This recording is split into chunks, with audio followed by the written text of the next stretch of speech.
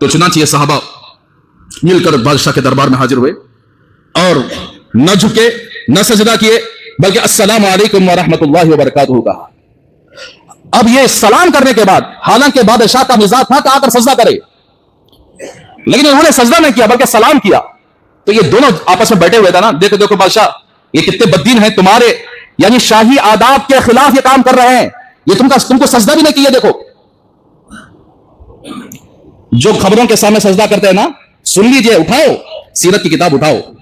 بادشاہ نے غصہ نہیں ہوئے، بادشاہ نے پوچھا کہ بھئی آپ سجدہ کیوں نہیں کیے؟ ہمارے یہاں تو آداب یہی ہے کہ بادشاہ کے سامنے سجدہ کیا جاتا ہے. تو اس وقت حضرت جعفر رضی اللہ تعالیٰ آگے بڑھ کر فرمایا ہم کو ہمارے نبی نے کسی کے سامنے اللہ کے علاوہ کسی کے سامنے سجدہ کرنے سے منع کیا ہے، تو ہم ہمارے نبی کی بات پر عمل کریں. اور یہ جو سلام کیا ہے یہ تمہارا میرا سلام ہے، جنت کے اندر جانے کے بعد بھی یہی سلام ہوگا. ہم نے جنتی لوگوں کا سلام آپ کے سامنے پیش کیا ہے. اب بادشاہ جواب سننے کے بعد اطمینان ہوا کہ ٹھیک ہے، جنتی لوگوں کا سلام اس سے بہتر کیا ہو سکتا ہے.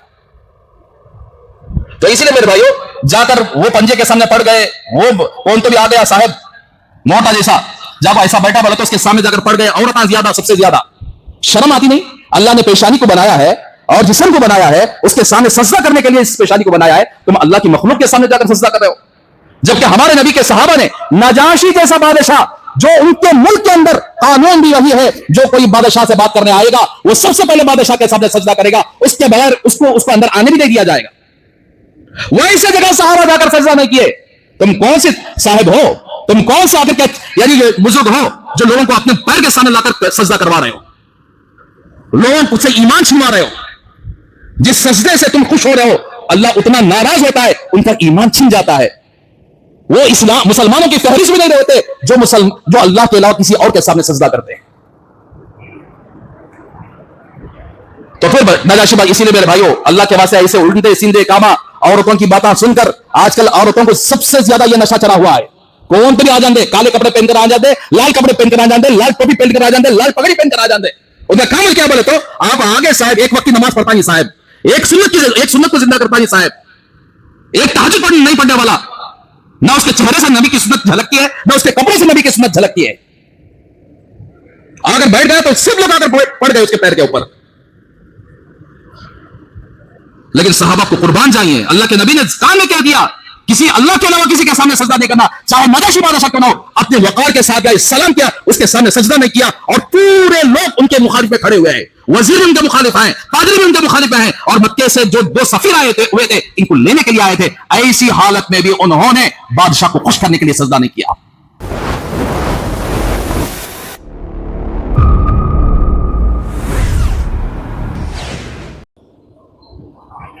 اس جمعے کے اندر آپ کے سامنے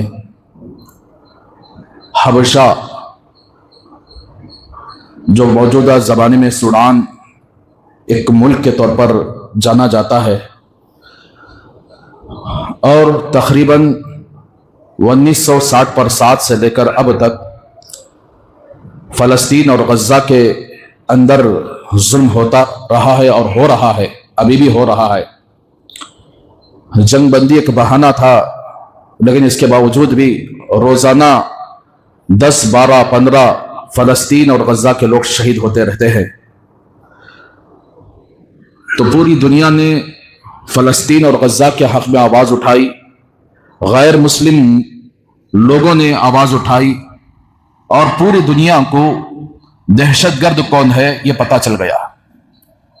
اب تک مسلمانوں کے اوپر تھوپا جا رہا تھا، مسلمان ملکوں کے اوپر تھوپا جا رہا تھا دہشت گردی کو، لیکن پوری دنیا نے دیکھ لیا کہ اصل دہشت گرد کون ہے.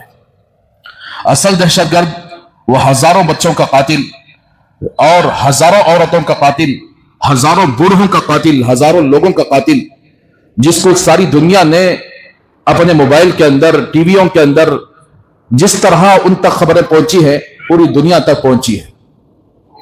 لیکن قتل کرنے والا کافر، قتل ہونے والے مسلمان. فلسطین اور غزہ کی جو جنگ تھی، قتل ہونے والے مسلمان ہیں، قتل کرنے والا کافر ہے. لیکن تقریباً 2-3 سال سے سوڈان جو نبی کریم صلی اللہ علیہ وسلم کے دور کے اندر جس کو حبشہ کہا جاتا تھا، تو اس ملک کے اندر 3 साल से जंग हो रही है जिसे खाना जंगी कहते हैं, और कई हजारों लोगों को उन्होंने भी कत्ल किया। लेकिन यहां हबशा के अंदर जो जंग है यह उल्टी है, कत्ल करने वाला मुसलमान, कत्ल होने वाले भी मुसलमान। जिस हबशा की तारीख हमारे यहां मौजूद है, जिस हबशा में एक जमाने के अंदर अमन व अमान था, एक जमाने के अंदर इस्लाम वहां बड़ी तेजी के साथ फैला, उसी हबशा की सरजमीन पर आज मासूमों का खून बहाया जा रहा है। आज वहां बड़े बड़े गड्ढे खोदे जा रहे हैं ताकि लाशों को दफन किया जाए, और कई लाख लोग भूखे मर रहे हैं। वहां भी भूखमरी का आलम इंतहाई अलमनाक है, इंतहाई दहलाने वाला है। अब तक पूरी मीडिया गजा और फलस्तीन के जुल्म ज़्यादती को दिखाई।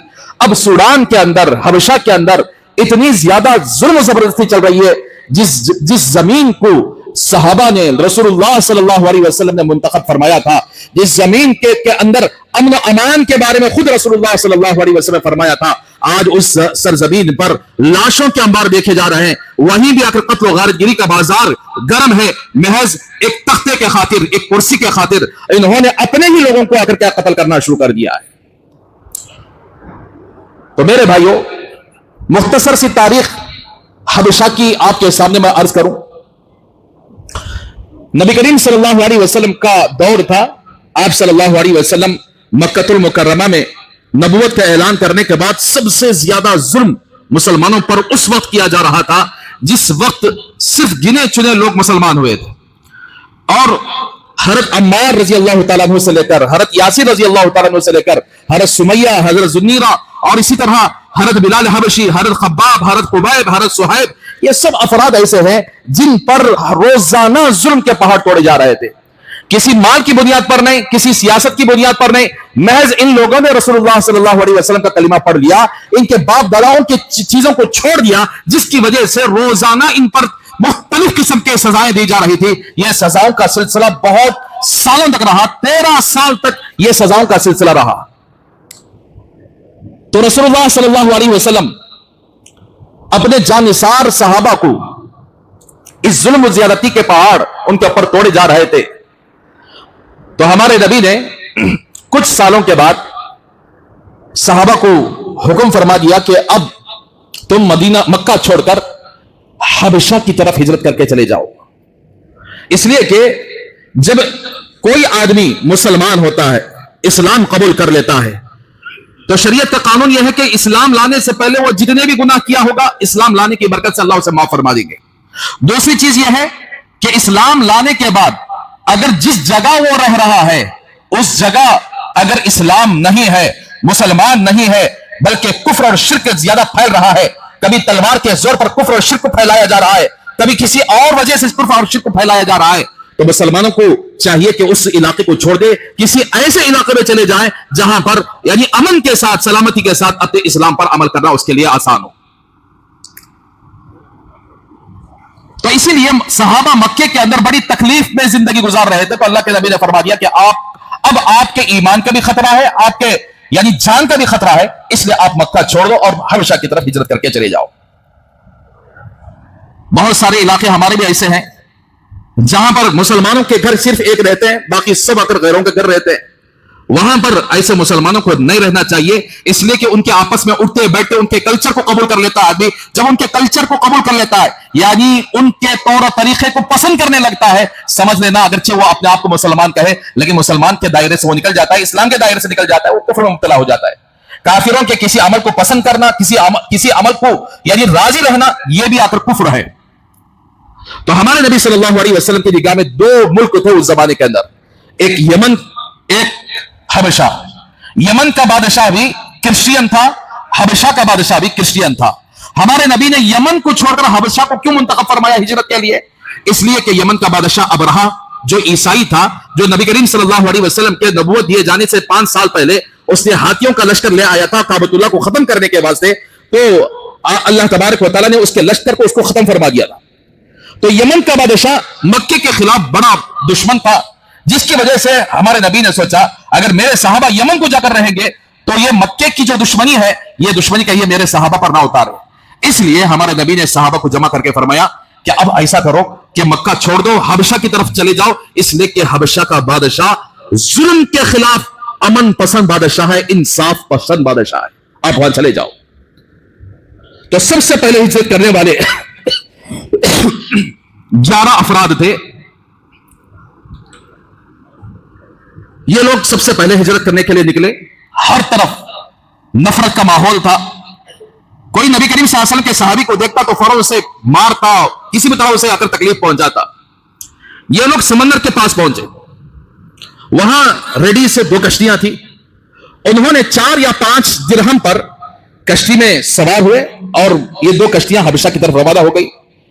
جب یہ کفار مکہ کو معلوم ہوا کہ کچھ لوگ مکے سے نکل چکے ہیں تو یہ لوگ پیچھا کرتے ہوئے سمندر پر پہنچے, لیکن اس وقت یہ کشتیاں نکل چکی تھی. اس کے بعد 80 پر 7 لوگ یا 80 پر 1 لوگ دوبارہ حبشہ کی طرف ہجرت کرنے کے لیے نکلے. تو چنانچہ یہ تعداد بڑھتی گئی. یمن کے اندر ایک صحابی تھے ابو موسیٰ اشعری رضی اللہ تعالیٰ, ان کو بھی معلوم ہوا کہ لوگ مکہ چھوڑ کر حبشہ کی طرف ہجرت کر رہے ہیں اپنے ایمان کی حفاظت کے لیے, اپنے جان کی حفاظت کے لیے. تو انہوں نے بھی کیا کیا, یمن سے لے کر حبشہ کی طرف ہجرت کر کے 50 آدمی وہاں پر پہنچ گئے. تو یہ ان کی تعداد بڑھتی گئی حبشہ کے اندر. تو قریش مکہ نے مشورہ کیا کہ کیا کرنا چاہیے. کفار مکہ نے مشورہ, اگر وہاں چلے جائیں گے, اگر وہ بادشاہ مسلمان ہو جائے گا تو ہمارا بھی آ کر کیا ناک میں دم کر دے گا, تو کیا کیا جائے. تو سب نے مل کر مشورہ کیا, کہا کہ وہ بادشاہ تو عیسائی ہے, کرسچین ہے, اس کو خوب تحفے لے کر جائیں گے, لے جا کر اس کو دیں گے اور اس کے خلاف, ہمارے خلاف, مسلمانوں کے خلاف ہم ورغلائیں گے, اس کے دل کے اندر نفرت ڈالیں گے اور کسی بھی طرح اسے ریکویسٹ کریں گے کہ تمام مسلمانوں کو ہمارے حوالے کر دو. تو اس کے لیے 2 آدمیوں کو انہوں نے متعین کیا سفارت کے لیے. ایک عمر بن العاص جو آگے جا کر مسلمان ہوئے خالد بن ولید کے ساتھ, ایک خالد بن ولید کا بھائی عمارہ بن ولید, جس کو ولید نے نبی کریم صلی اللہ علیہ وسلم کے بدلے میں پیش کیا تھا کہ اس کو لے لو, محمد کو دے دو تاکہ ہم محمد کو قتل کر دیں. تو ان دونوں کو منتخب کیا گیا. یہ دونوں حبشہ میں آئے. سب سے پہلے انہوں نے کیا کیا, بادشاہ کے جتنے پادری تھے وہ زمانے کے اندر, عیسائیوں کے بڑے بڑے علماء سے ملاقات کی, وزیروں سے ملاقات کی, اور مکے کا اس زمانے کے اندر مشہور چمڑا تھا, گھوڑے تھے, عرب کے گھوڑے اس زمانے کے اندر مشہور, ریشمی لباس تھا, اور بہت سارے انہوں نے تحفے لے کر سب سے پہلے بادشاہ کے جو وزیر ہوتے ہیں, بادشاہ کے جو پادری ہوتے ہیں, ان سب کو جا کر کہا, ان کے سامنے تحفے پیش کیا. سب سے پہلے یہی ہوتا ہے. رشوت ہے نا, انسان کو اپنا ضمیر بیچنے پر مجبور کر دیتی ہے. انسان کے سامنے جب مال آ جاتا ہے, مال پیش کر دیا جاتا ہے, تو مال لے کر وہ اس کا غلام بن جاتا ہے. عام طور پر یہی ہوتا ہے. آپ جتنے بھی حکمران دیکھیں, جتنے بھی سیاسی لوگ دیکھیں, سب یہی حالت ہے. آپ کوئی بھی کام کروانا ہے, رشوت کے بغیر آپ کا کام ہونے والا نہیں ہے. لیکن یہ ان لوگوں کو یہ پتا نہیں ہے کہ ان کی خبر ان کے لیے انتظار کر رہی ہے. یہ کیڑے مکوڑے جن کو اللہ نے تیار کیا ہے ان کے جسموں کو کھانے کے لیے, کہ دنیا کے اندر لوگوں سے لوٹ ماری کر کے لوگ جمع کرتے ہیں, لیکن قبر کے اندر ان کی چلنے والی نہیں ہے. چھوٹے چھوٹے کیڑوں کو اللہ تبارک و تعالیٰ اس کے جسم کے حوالے کر دیتے ہیں, جو اس کے جسم کو کھا کر ختم کر دے. یہ قبر کو بھول جاتے ہیں. مال جب آتا ہے تو ان کے آنکھوں پر پردہ پڑ جاتا ہے, ان کو حق اور باطل کی تمیز ختم ہو جاتی ہے. کون حق ہے, کون باطل ہے, کون سچا ہے, کون جھوٹا ہے, یہ اس کو پتہ بھی نہیں چلتا, بلکہ یہ مال کے اندھے پن میں جھوٹے لوگوں کا ساتھ دینے لگتے ہیں اور فریب اور دھوکے باز لوگوں کا ساتھ دینے لگتے ہیں اور اپنی انجام کو بھول جاتے ہیں.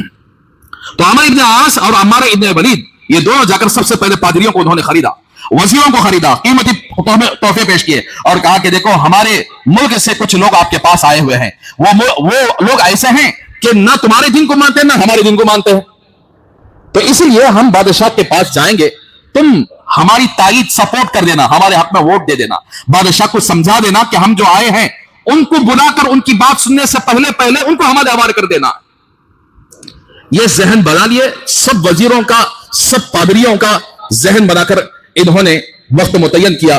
تو اس وقت بادشاہ کے سامنے جانے کا جب وقت آیا تو یہ عمر ابن العاص اور عمارہ ابن ولید یہ دونوں بادشاہ کے دربار میں حاضر ہوئے.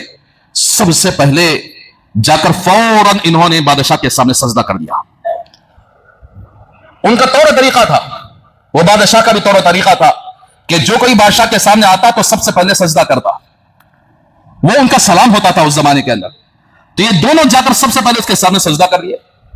تو بادشاہ خوش ہوا کہ بھائی عرب سے لوگ آئے ہیں, اور یہ لوگ میرے سامنے سجدہ کر رہے ہیں، تو اس نے ایک کو ادھر بٹھایا، ایک کو ادھر بٹھایا، اور بٹھانے کے بعد سب سے پہلے انہوں نے بادشاہ کے سامنے تحفے پیش کیے. یہ ہمارے عرب کے مکے کے خاص تحفے ہیں، یہ چمڑا ہے، یہ فلاں ریشم ہے، فلاں یہ ہے، یہ سارے تحفے پیش کیے. بادشاہ نے پوچھا کہ بھائی کیا مقصد کے لیے آئے ہو؟ تو انہوں نے کہا کہ ہمارے مکے کے اندر ہم لوگ ایک یونٹی کے ساتھ جیتے تھے، سب مل جل کر جیتے تھے، لیکن اچانک کچھ سالوں سے ایک آدمی ہمارے یہاں آیا، اس نے ہمارے اندر ہماری یونٹی کو ختم کر کے رکھ دیا، جس کی وجہ سے وہ لوگ ہمارے آبا و اجداد کے دین کے باغی بن گئے، بن کر انہوں نے بھاگ کر آپ کے ملک میں پناہ لی ہے. وہ نہ ہمارے دین کو قبول کیا ہے، نہ تمہارے دین کو قبول کیا ہے، لہذا آپ ان کو ہمارے حوالے کر دیجئے. یہ بات ان دونوں نے نکالی تو فوراً یہ جتنے بھی رشوت خور لوگ تھے نا، لیے تھے پیسہ سب کچھ، انہوں نے فوراً کہا کہ بادشاہ صحیح بات بول رہے ہیں، ان کو حوالے کر دو، یہ لوگ بددین ہیں، فتنہ پرور لوگ ہیں، فتنہ مچا کر آئے ہیں، اور ہمارے ملک میں بھی یعنی امن کو خراب کرنے کے لیے آئے ہیں، لہٰذا آپ ان کو بھیج دو. تو یہ بات سننا تھا شاہ حبشہ، اللہ نے غضب کا ذہن اسے عطا فرمایا تھا، اور بڑا اچھا بادشاہ تھا. اس نے فوراً غصے میں کہا ایسا نہیں، اتنے ملک ہیں، اتنے ملکوں میں سے حبشہ کو انہوں نے کیوں چوز کیا؟ اس وجہ سے چوز کیا کہ میں ایسا اندھا فیصلہ کرنے والا نہیں ہے، بلکہ میں انصاف کے ساتھ حق فیصلہ کرتا ہوں. میں ان کی بات کو سنے بغیر میں ہرگز ان کو ان کے حوالے نہیں کروں گا، تمہارے حوالے نہیں کروں گا. بلاؤں گا، پوچھوں گا تمہیں جو الزام جو لگا رہے ہیں کیا وہ الزام صحیح ہے کہ نہیں ہے. میں معلوم کرنے کے بعد ہی اگر تمہاری بات اگر سچی رہے تمہارے حوالے کر دوں گا، نہیں تمہاری اس بات سچی ہے تو پورا ملک کچھ بھی کر لے میں ان کو آپ کے حوالے کرنے والا نہیں. یہ ہوتی ہے انسانیت. تو چنانچہ صحابہ کرام رضی اللہ عنہم اجمعین کو بادشاہ کے دربار سے بھیجا گیا، جاؤ بلا لے کر آؤ. ایک بادشاہ کے سامنے آنا ہے اور اس کے سامنے اپنے دین کو ثابت کرنا ہے، سچائی کو ثابت کرنا ہے. تو بس صحابہ پریشان ہو، کیا کیا جائے، کون بات کرے گا بادشاہ کے سامنے؟ تو اس میں رسول اللہ صلی اللہ علیہ وسلم کے چچا زاد بھائی حضرت جعفر رضی اللہ تعالیٰ عنہ کھڑے ہو گئے، میں بات کروں گا، تم سب کی طرف سے میں ترجمانی کروں گا. تو چنانچہ یہ صحابہ مل کر بادشاہ کے دربار میں حاضر ہوئے اور نہ جھکے نہ سجدہ کیے، بلکہ السلام علیکم ورحمۃ اللہ وبرکاتہ کہا. اب یہ سلام کرنے کے بعد، حالانکہ بادشاہ کا مزاج تھا کہ آ کر سجدہ کرے، لیکن انہوں نے سجدہ نہیں کیا بلکہ سلام کیا. تو یہ دونوں آپس میں بیٹھے ہوئے تھا نا، دیکھو دیکھو بادشاہ یہ کتنے بددین ہیں، تمہارے یعنی شاہی آداب کے خلاف یہ کام کر رہے ہیں، یہ تم کو سجدہ بھی نہیں کیے. دیکھو جو خبروں کے سامنے سجدہ کرتے ہیں نا، سن لیجئے، اٹھاؤ سیرت کی کتاب اٹھاؤ. بادشاہ نے غصہ نہیں ہوئے، بادشاہ نے پوچھا کہ بھئی آپ سجدہ کیوں نہیں کیے؟ ہمارے یہاں تو آداب یہی ہے کہ بادشاہ کے سامنے سجدہ کیا جاتا ہے. تو اس وقت حضرت جعفر رضی اللہ تعالیٰ آگے بڑھ کر فرمایا، ہم کو ہمارے نبی نے کسی کے سامنے اللہ کے علاوہ کسی کے سامنے سجدہ کرنے سے منع کیا ہے، تو ہم ہمارے نبی کی بات پر عمل کریں. اور یہ جو سلام کیا ہے یہ تمہارا میرا سلام نہیں، جنت کے اندر جانے کے بعد بھی یہی سلام ہوگا. ہم نے جنتی لوگوں کا سلام آپ کے سامنے پیش کیا ہے. اب بادشاہ جواب سننے کے بعد اطمینان ہوا کہ ٹھیک ہے، جنتی لوگوں کا سلام اس سے بہتر کیا ہو سکتا ہے. تو اسی لیے میرے بھائیو جا کر وہ پنجے کے سامنے پڑ گئے، وہ کون تو بھی آ گیا صاحب موٹا جیسا، جب ایسا بیٹھا بولا تو اس کے سامنے جا کر پڑ گئے. عورتیں زیادہ، سب سے زیادہ شرم آتی نہیں؟ اللہ نے پیشانی کو بنایا ہے اور جسم کو بنایا ہے، اس کے سامنے سجدہ کرنے کے لیے اس پیشانی کو بنایا ہے، تم اللہ کی مخلوق کے سامنے جا کر سجدہ کر رہے ہو. جبکہ ہمارے نبی کے صحابہ نے نجاشی جیسا بادشاہ، جو ان کے ملک کے اندر قانون بھی وہی ہے، جو کوئی بادشاہ سے بات کرنے آئے گا وہ سب سے پہلے بادشاہ کے سامنے سجدہ کرے گا، اس کے بغیر اس کو اندر آنے بھی نہیں دیا جائے گا. ویسے جگہ صحابہ جا کر سجدہ نہیں کیے. تم کون سے صاحب ہو، تم کون سے آخر کے یعنی بزرگ ہو جو لوگوں کو اپنے پیر کے سامنے لا کر سجدہ کروا رہے ہو، لوگوں کو سے ایمان چھنوا رہے ہو. جس سجدے سے تم خوش ہو رہے ہو اللہ اتنا ناراض ہوتا ہے، ان کا ایمان چھن جاتا ہے. وہ مسلمانوں کی فہرست بھی نہیں رہتے جو اللہ کے علاوہ کسی اور کے سامنے سجدہ کرتے ہیں. تو پھر نجاشی بات، اسی لیے میرے بھائیو اللہ کے واسطے ایسے الٹے سیدھے کام औरतों की बातें सुनकर आजकल औरतों को सबसे ज्यादा यह नशा चढ़ा हुआ है। कौन तो भी आ जाते, काले कपड़े पहनकर आ जाते, लाल कपड़े पहनकर आ जाते, लाल टोपी पहनकर आ जाते, लाल पगड़ी पहनकर आ जाते। उनका काम क्या बोले तो आप आगे साहब एक वक्त की नमाज पढ़ता नहीं साहब, एक सुन्नत को जिंदा करता नहीं साहब, एक तहज्जुद पढ़ नहीं पढ़ने वाला, ना उसके चेहरे से नबी की सुन्नत झलकती है, ना उसके कपड़े से नबी की सुन्नत झलकती है। अगर बैठ गया तो सब लोग आकर पड़ गए उसके पैर के ऊपर। लेकिन सहाबा को कुर्बान जाइए, अल्लाह के नबी ने काम में क्या दिया, किसी अल्लाह के अलावा किसी के सामने सजदा नहीं करना, चाहे नजाशी बादशाह क्यों ना हो, अपने वकार के साथ गए, सलाम किया, उसके सामने सजदा नहीं किया, और पूरे लोग उनके मुखालिफ में खड़े हुए हैं। वजीर भी उनके मुखालिफ हैं, पादरी भी उनके मुखालिफ हैं, और मक्के से जो 2 सफीर हुए थे इनको लेने के लिए आए थे, ऐसी हालत में भी उन्होंने बादशाह को खुश करने के लिए सजदा नहीं किया। उनको मालूम है दुनिया के मखलूक को खुश करेंगे तो वो खालिक नाराज हो जाएगा।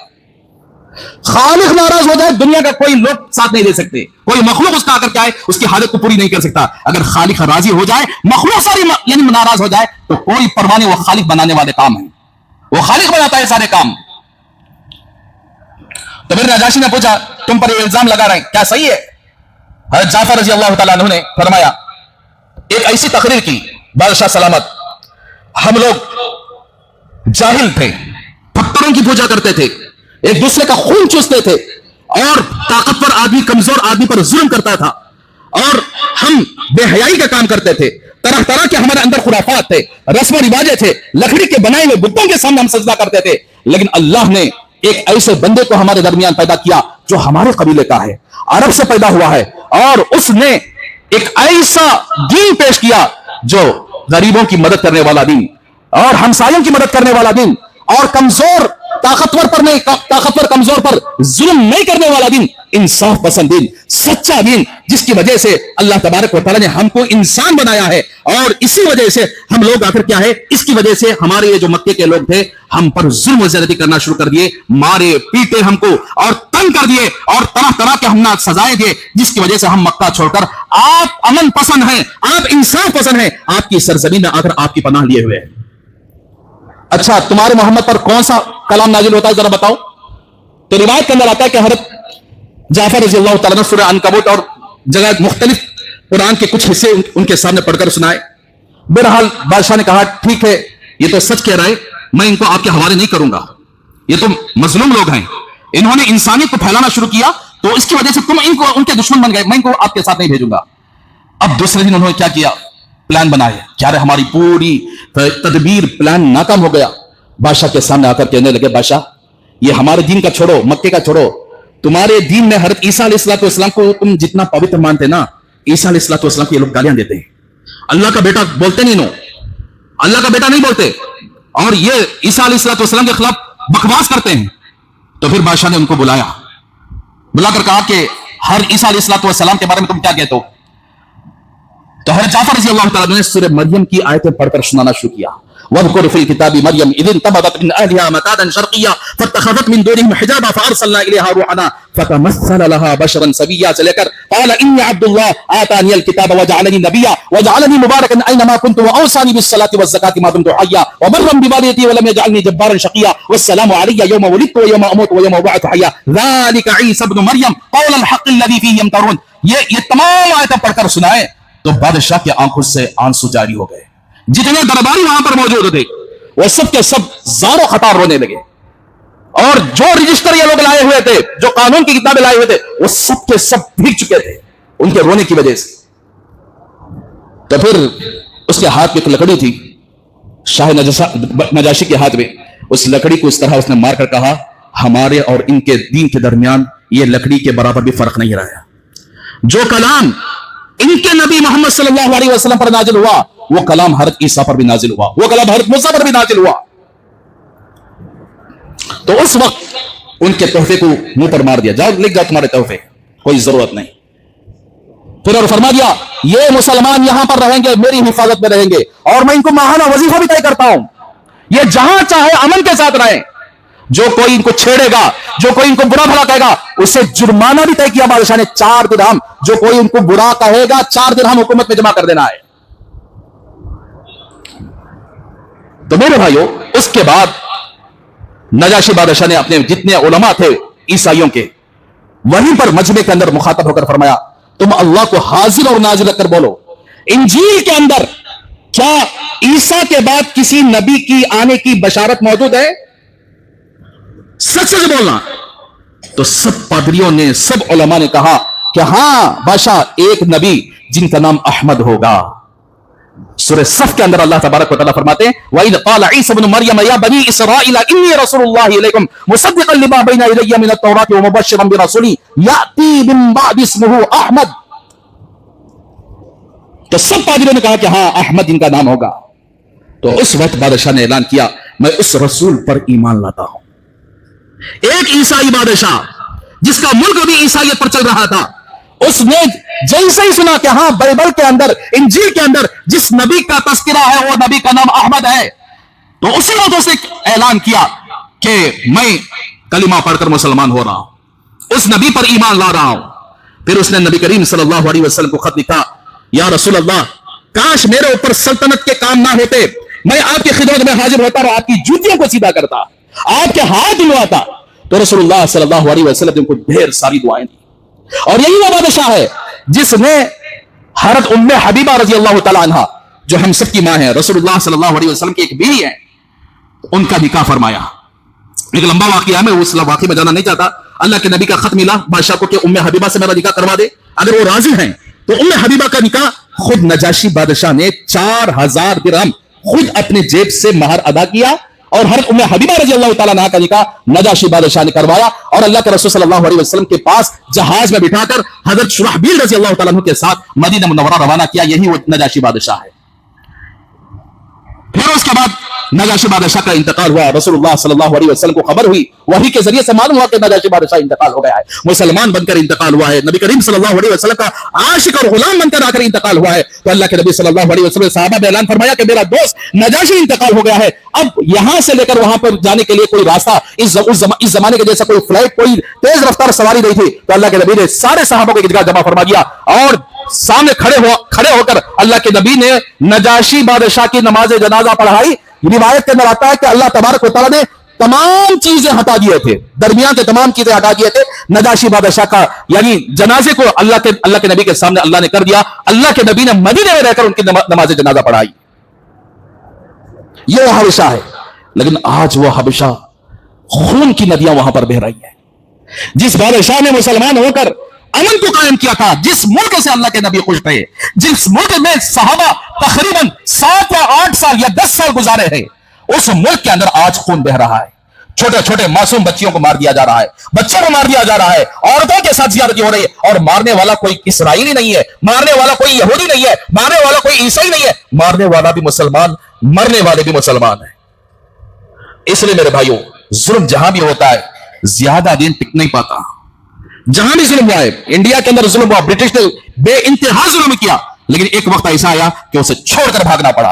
और इसी तरीके से आप किसी भी मुल्क की तारीख उठा लें, कितना भी बड़ा बादशाह, जालिम बादशाह, हिटलर जैसा बादशाह भी उसकी तारीख उठाए, उसने अपने मुल्क के अंदर, जर्मनी के अंदर कैसा जुल्म ज्यादती की थी, लेकिन आज उसका नाम और निशान बाकी नहीं रहे।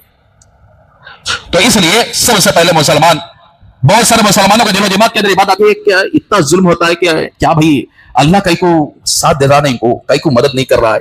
ये आमतौर पर बहुत सारे जालिम लोग यहां तक कह रहे हैं अल्लाह है क्या, असल नाउज़ुबिल्लाह है बोले तो 3 साल से ये लोग मार रहे हैं, फलस्तीन और गजा पर जुल्म हो रहा है, और इस तरह हबशा और सूडान में जुल्म हो रहा है। कहीं को भाई इतने लोग मारे, क्या अल्लाह की मदद क्यों नहीं आ रही? अरे यहां बैठकर तो आराम से अगर मोबाइल को देखकर बोलना तेरे लिए आसान है। कभी तूने अल्लाह के किसी एक हुक्म पर अमल किया? कभी 5 वक्त की नमाज पाबंदी से पढ़ा? कभी तूने तेरे बाप के इंतकाल हो जाने के बाद भाई बहन को हक के साथ, इंसाफ के साथ वरासत तकसीम किया? कभी तूने आकर क्या सूद के खिलाफ कभी जबान उठाया? कभी सूद लिए बगैर तूने जिंदगी गुजारी? कभी रिश्वत लिए बगैर तूने जिंदगी गुजारी? अरे तेरे अंदर तो अपने आप को मुसलमान कहते हुए 100 गलतियां मौजूद हैं, तो उसके बावजूद तो अल्लाह की तरफ देख रहा है कि अल्लाह को इल्जाम लगा रहा है, क्यों अल्लाह की मदद नहीं आ रही है? तो अल्लाह की मदद क्यों नहीं आ रही? इसकी मिसाल ऐसे समझो, कोई ये कहे कि भाई मां के पेट से आते ही बच्चा बिरयानी खा सकता है? नहीं खा सकता ना। और कोई ये कहे कि 2 साल के बाद मां के पेट से आती, 2 साल के बाद बच्चे को शादी करवा लो, हो सकता है क्या? उसकी एक उम्र होती है। इसीलिए अल्लाह कुरान में फरमाते हैं कि मुसलमानों, तुम ये ना समझो कि जहां जहां जालिम लोग जुल्म करते हैं अल्लाह उससे गाफिल है। वला तहसबन्नल्लाह गाफिलन अम्मा यअमलु ज़ालिमून इन्नमा युअख्खिरुहुम लियौमिन तशख़सु फ़ीहिल अबसार।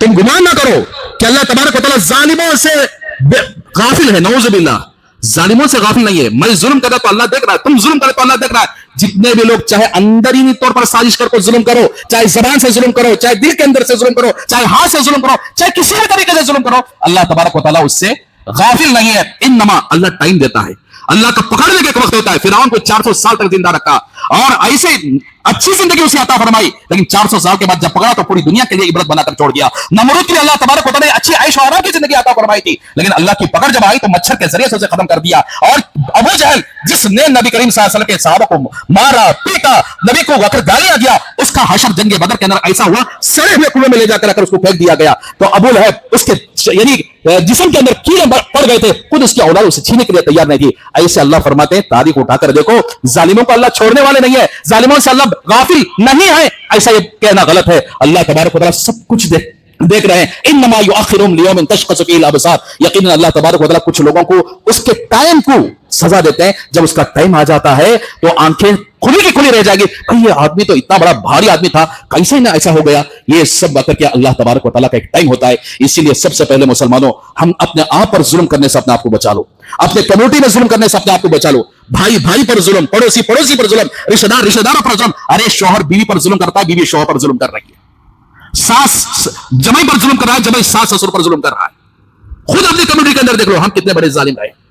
तो इसलिए जुल्म ये ज्यादा दिन नहीं चलता, चाहे जमी अपने आप को अकड़ कर सास ससुर पर जुल्म करे या बीवी पर जुल्म करे, चाहे बीवी अकड़ के शौहर पर जुल्म करे, ये अल्लाह तबारक व तआला जरूर इंतकाम लेने वाले हैं। तकब्बुर और किबरियाई अल्लाह की चादर है, उसके अंदर चाहे सास ससुर जमाई, चाहे पड़ोसी, चाहे रिश्तेदार, चाहे यानी मुल्क का बड़ा आदमी क्यों ना हो, सीएम क्यों ना हो, पीएम क्यों ना हो, एमएलए क्यों ना हो, एमपी क्यों ना हो, अगर जुल्म करता है वो जरूर जुल्म की सजा भुगतने के बाद ही उसे मौत आएगी, उसके बगैर किसी को मौत नहीं आएगी। अगर जालिम ये समझे मुझे कुछ नहीं होने वाला, ये उसका आखिर क्या है, वहम है। लेकिन अल्लाह तबारक व तआला जालिमों को एक वक्त पे पकड़ेंगे तो तब सारी दुनिया के लिए इबरत बनाकर छोड़ देंगे। इसलिए मेरे भाइयों, अल्लाह के वास्ते अल्लाह के हुक्मों में जुल्म ना करो, 5 वक्त की नमाज पाबंदी से पढ़ लो, और जहां तक हो सके हम एक दूसरे को साथ देने की कोशिश करो। दूसरों के खिलाफ अदावतें और पंचायत चलते नहीं, पंचायत में वो मामला किधर वजन होता है कि उधर बात करती है, जरा अंदर से पैसे दे डाले उधर बात। अल्लाह के वास्ते ऐसे जालिमाना चीजें, अब खाली सामा वो सो पैसे दे डाले तो तुम्हारी बात करनी, पैसा दे डालो तुम्हारी बात, तो ऐसा अगर पैसों पर बिको मत। पैसा आज खत्म हो जाएगा, कल नहीं रहेगा, कब्र के अंदर कोई पैसा साथ नहीं आएगा। हम अपने जमीर को अल्लाह से सौदा कर लें, अल्लाह को दे दे अपने दिल को, अपने जमीर को, कि हम सच्चाई के साथ जिंदगी गुजारेंगे, हक के साथ जिंदगी गुजारेंगे और सच्चाई पर ही हमें मरेंगे, झूठ और धोखेबाजी का सहारा कभी नहीं लेंगे। करेंगे इंशाअल्लाह। अल्लाह हम सबको सच्चा मोमिन बनाए और अल्लाह तबारक व तआला उन जालिमों को जो जुल्म कर रहे हैं मासूम लोगों पर, अल्लाह उनको अगर उनके हक में हिदायत है तो हिदायत दे, वरना अल्लाह पूरी दुनिया के लिए इबरत का निशान बना दे। और अल्लाह तबारक व तआला जहां जहां मुसलमानों पर जुल्म हो रहा है, अल्लाह उन मजलूम मुसलमानों की हिफाजत फरमाए और अल्लाह उन मजलूम मुसलमानों की मदद अता फरमाए। आमीन। व आखिरु दावाना अनिल हम्दुलिल्लाहि रब्बिल आलमीन। जो हजरात सुन्नत ने पढ़े सुन्नत पढ़ लें।